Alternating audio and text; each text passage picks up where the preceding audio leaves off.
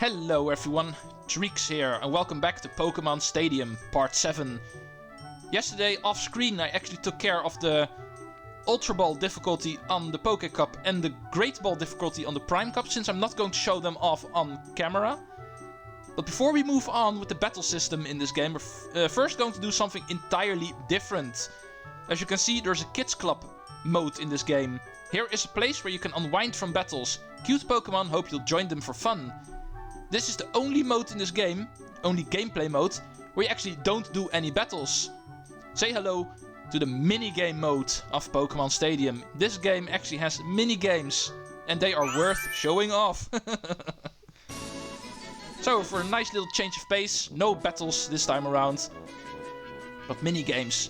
Two ways to play. As you can see, you can just loosely select minigames and pick a game, or you can do them in a tournament form, being the first to get a certain amount of victories.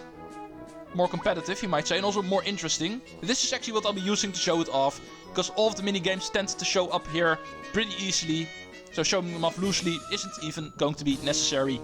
But who is the best? We'll test out of 4 players who is the best in the minigames. This actually returns in Pokémon Stadium 2 in a little bit more of an expanded way, but in this game it's still pretty basic, but still also pretty fun to do. As you can see, this is a multiplayer mode. You can actually select up to 4 human players, or just 1, and the rest will be filled with computer players. That's basically how it works. Okay, if we're ready, there are actually 3 difficulty settings you can select the computer players to be on. I'll be going for hard, of course. And you can also set the number of minigames you need to win before the champion is crowned. Even on this I will go for the most interesting one, the maximum of 9. First player to win 9 minigames will be the champion. And hopefully all 9 of the minigames will show up during that. Because yes, there are 9 minigames. And the first one's going to be Magikarp's Splash. Okay, minigame explanation screen. Turned into Mario Party quickly, this game.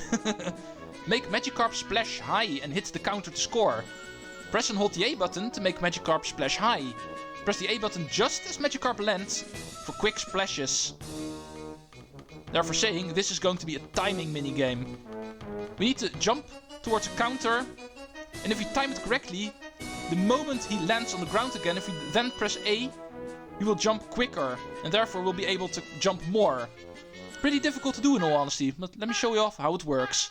In order to get the maximum out of this minigame, you're going to want to stay on the ground for as short as possible. The quicker you are to press A the moment you touch the ground again, the quicker you will move up again. And also remember to actually hold the A button until you actually hit the counter, because otherwise you're going to fall short. That's pretty much how it works, as you can see. Oh, I had 1 more than 2 of the computer players. So I win the first minigame immediately. Okay, pretty interesting timing minigame. Finally, some good use in Magikarp's normally useless splash. Okay, 1 point for me, 8 more to go, you might say. We'll get a prompt, giving us 3 options. We can continue, restart, or quit entirely. But of course we're going to continue. And the moment you do, a random person is selected between all players in last place. If there's only 1 player in last place, he will get selected immediately. And that person is allowed to pick the next minigame. And he's going for Sushi-Go-Round, my least favorite one. Press the A button to eat the sushi. The biggest spender wins. Eat the same kind in a row to score more points. And as you can see, there are 8 types of sushi we can actually eat, all with different values. The more valuable ones will obviously show up a lot less, so this is definitely a very strategic minigame. We're going to want to go for as many of the same kind of sushi in a row. However, if you try to eat for very valuable sushis in a row, you run the chance of them not showing up in time, and therefore you're not eating anything at all, and that will give you less points, obviously. So if you're trying to score a combo, and if you're fearing, oh, the next one to show up is taking too long, or opponents actually steal that sushi from you, don't dawdle too much and actually go for a different sushi instead, because always keep eating. You're going to want to keep scoring points. Waiting for the sushi to appear you want to appear sometimes can take too long, so... Oh, that can also happen. If you eat the most valuable sushi, you do usually get stunned for a little bit. So going for the most valuable one also punishes you for a bit, you might say. Okay, I'm pretty sure I'm doing pretty well so far. Okay, time's almost up. If you hear the ticking, you know you're in the final 5 seconds. And then all of your sushi eating business will get tallied up. And the biggest spender wins. Like I said, my least favorite minigame. Don't really like this one, but I'm not per se bad at it. As you can see. I'd much rather have a different minigame in all honesty. Okay, yellow computer player will select the next one. Ooh, Clefairy says, this one I do like. A memorization minigame. Remember the arrows on the blackboard. When the teacher tells you, enter the arrow directions on the control pad. The best student wins. Comparable to the Beat Goes On from Mario Party 3, you might say. A Clefairy teacher will actually give us a couple of directions, and we need to remember them and actually repeat them. And they will become longer and longer the longer this minigame takes. Remember this. Up, right, left, up. Up, right, left, up. That's how easy it is. At least to start with. Okay, computer player's already screwing up. Okay, the same sequence, but with 2 more. Down and left now get added to it.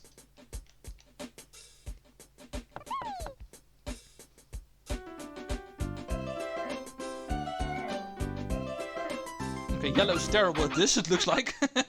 Hey, you're the one who selected this minigame. Okay,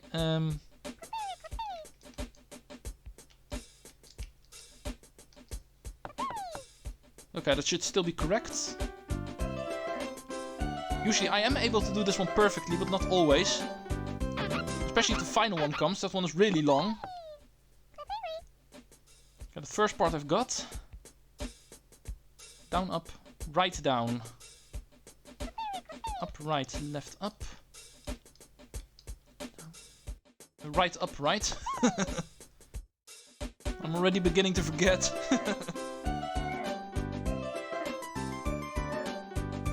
Oh no, it was not up. The final one was not up. Okay, there goes my perfect score. Okay. Oh, it was right down. Oh, left, left. The final one's easy. Down, left. Down, up. Up, down. Left, left. That should be perfect.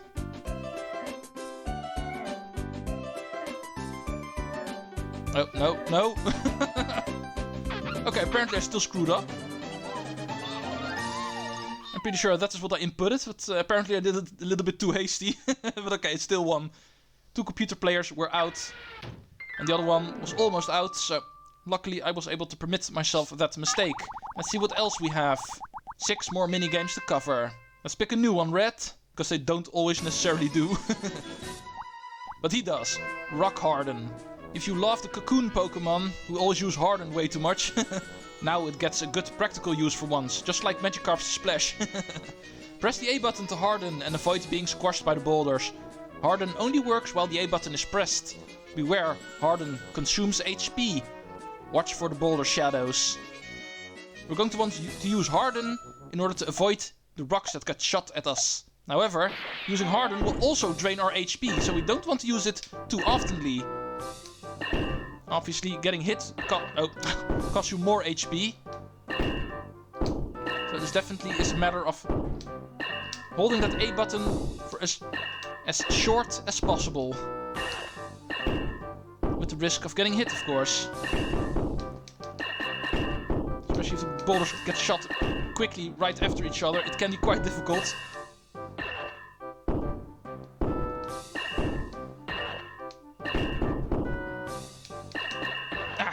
Yeah, usually that's where I make the mistakes. You can choose to actually hold the A button during that the whole time, but usually computer players don't do that and you end up losing.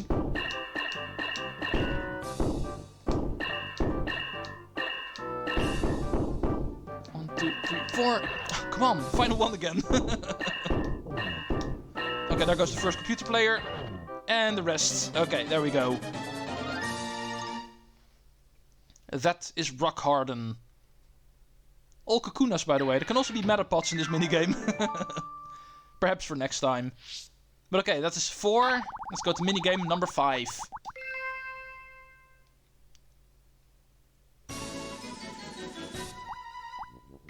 Ooh, Snore War. I hope you've been practicing your Megaton Punch in Kirby Superstar. Because this is similar to one of the timings there. Press the A button when the pendulum gets to the center red needle to cast Hypnosis. The last one awake wins. Another timing minigame. But this one is actually pretty tricky, because as you can see we have a pendulum here that will swing around. And once it hits the center needle, then we want to press A. If you're too late, or don't press at all, you will actually get hit by the hypnosis from the other players, and you will start sleeping. If you get hit enough times, you will fall asleep and lose the minigame. But what makes this minigame so interesting is the fact that this pendulum goes faster and faster the longer the stakes. So this basically becomes a button mashing timing minigame, which is really tricky to do. Okay, people are missing their first hypnosis, it looks like. Yeah, this becomes more of a guessing game the longer the stakes. But that is pretty much how it works. But okay, time for a big reveal. So far, we've been playing minigames and I've been winning them pretty easily, despite this being on hard difficulty. Congratulations! You've got 5 straight hard wins. The computer player can now play at a hyper level. Yeah, from the very beginning, that was what I was aiming for. Hard difficulty, I feel, is a little bit too easy in some minigames. But beating 5 minigames in a row on hard will actually give you the true hardest difficulty in this game, the hyper mode. And that is what I'll be playing. So excuse me if I skip out on this tournament. This tournament is way too easy, and that is not what I'll be playing. Let's restart the tournament on the true highest difficulty. And that is what I'll be playing, hyper. Let's get challenged, finally. And of course there's still 4 more minigames to show off. We did not see all of the minigames here, so even some new content is awaiting. But most importantly, better opponents. But okay, this one is a repeat. Rock Harden. We've already seen. Let's see if they can actually keep up with me a little bit better this time. At least I'm a Metapod now.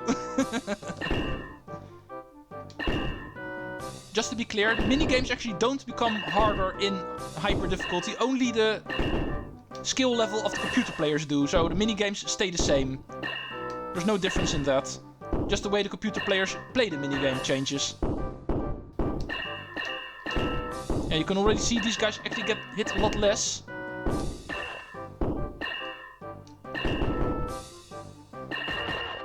Yellow couldn't quite take that. I also didn't try. If you notice, I just kept holding my A button. If they're that close together, there's no way you're going to want to try to tap the A button there. It's not going to work out.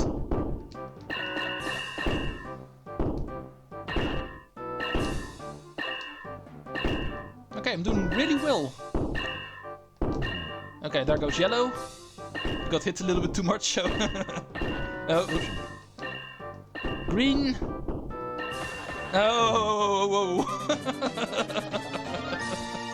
Okay, that final part scared me a little bit. But luckily, I was ahead by enough. So I still won. Okay, hyper difficulty and I still end up winning. Yeah, it's harder, but I never claimed it was impossible. I should still be the best. But just not in every minigame. Okay, Magikarp Splash. This one could be interesting. I won this one by 1 point last time. And these guys are going to be better now. It would be nice if they actually start picking new minigames, but still. We also need to see these ones again, of course, because of the difficulty now being increased.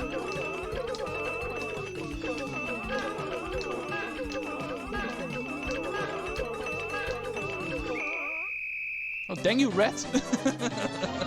Okay, here we go. My first loss. Finally proving that I am actually able to lose minigames. Nothing too special. There's actually a couple of minigames I never win, but both of them actually didn't show up yet, so far it has been pretty easy for me. But definitely not every minigame I can win on Hyper. In fact, there's actually also a couple of minigames I can't even win on Hard, but those didn't show up yet, so... Okay, we're getting Clefairy says again. Let's get some revenge on this one. Because I did win last time, but I wasn't too happy about that one. Right, down, left, right. Right, down, left, right. Okay, these guys should also be perfect on the first run. No, yellow, come on. You're not proving to be a hyper difficulty so far. Right, down, left, right, up, left.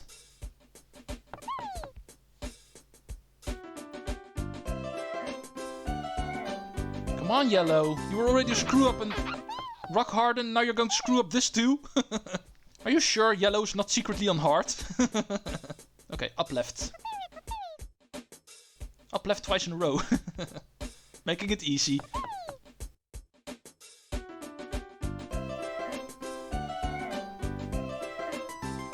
Okay, now the other computer players also start making mistakes. And I'm still perfect. Let's keep it that way. Down left. Right, down, left, right, up left, down left.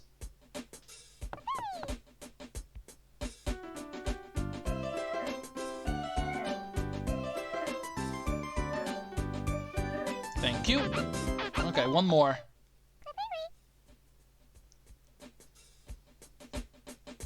Right, left. Right, down, left, right, up, left, down, left, left, right. That should be correct.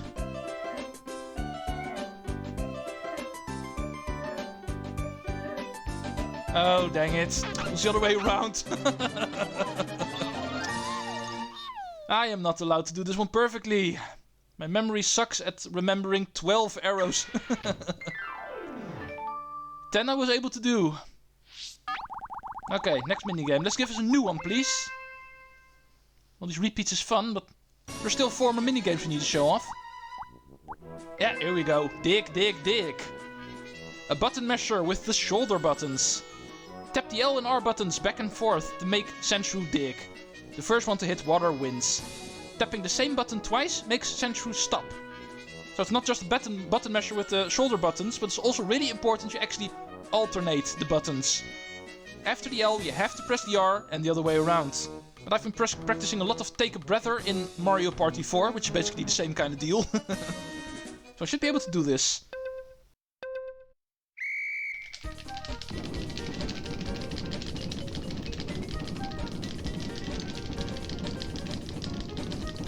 Okay, there we go.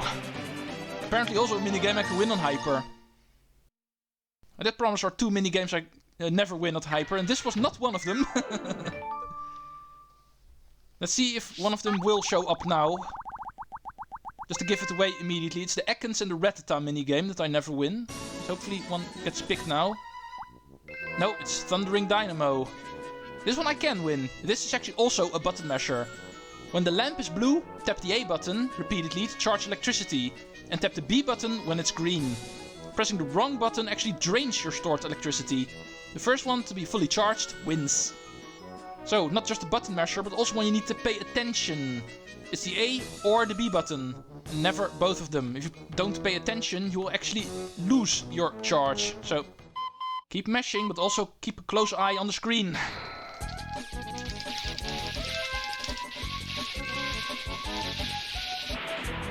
Oh, I lost this one. Dang it, it normally never happens. What the hell? Dang you, Eric. It's all Eric's fault. The only Voltorb in here. And he wins.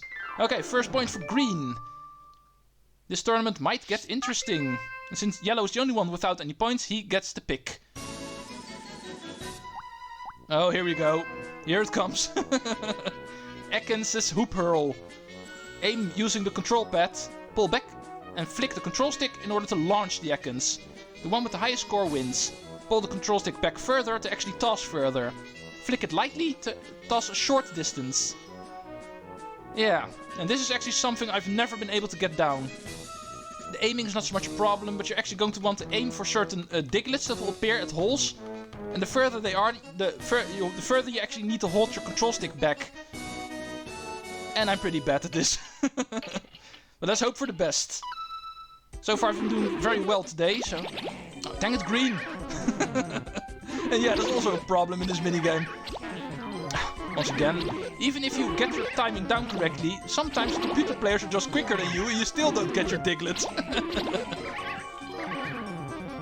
But okay. Okay, green already has 4 points. And yellow too. Yeah, I did promise you I'd never win this minigame, but usually it's because of the computer players actually stealing all of my points. I'm very bad at seeing what Diglets actually get targeted by the computer players, and I always go for the wrong ones. That's usually my problem here. Oh, come on, I had that one. Not fair. And be on the lookout for golden Diglets, by the way. These occasionally also appear, like over there. One I actually got. Thank you. These are actually worth 3 points. Definitely worth going for. Okay, 3rd place for me. Like I said, I never win this one, and even today, with my good streak of luck that I've been having so far, I feel, it still wasn't allowed to happen. But okay, there's still one minigame we have not seen yet. It's actually also a minigame I always struggle a lot with. But that one we'll actually have to see next time, because I see 20 minutes have passed by now. This episode has been mostly introduction to the minigame tournament. And of course, unlocking the hyper difficulty, the true way to play this tournament mode. We have started with that. The computer players are definitely giving me somewhat of a challenge, and trust me, on hard difficulty they wouldn't have been able to do so. But we'll continue next time. In the next episode we'll finish this tournament. Hopefully the last minigame will show up.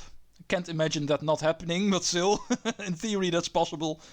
And I can say I have covered the minigame mode of this game. But first we need to win a tournament, of course, because hyper difficulty or not, I still want to win. See you next time. Treecks out.